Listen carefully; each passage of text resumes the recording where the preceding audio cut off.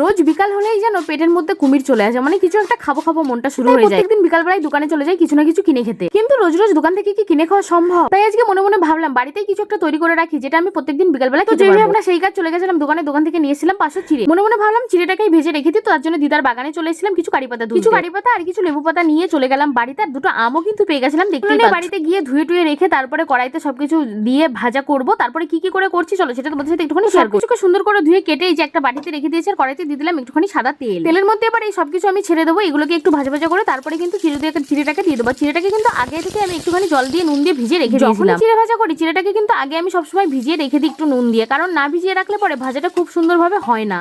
যেহেতু এখানটা আমি প্রায় 500 চিড়ে ভাজা করবো, ওই জন্য একবারই কিন্তু আমি করিনি, দুবার করে ভাজা করেছি। আর কালারটা দেখো এত সুন্দর এসছে বন্ধুরা, আর পাতাগুলোও কিন্তু এত সুন্দর করে ভাজা হয়ে গেছে। আমি সব চিড়েগুলোকে ভেজে নিয়েছি, আর কালারটা দেখে বুঝতেই পারছো কতটা সুস্বাদু আর লোভনীয় হয়েছে। তো তোমরা কে কে খাবে চলে আসো, আর তোমরাও কিন্তু বাড়িতে একবার ট্রাই করতে পারো।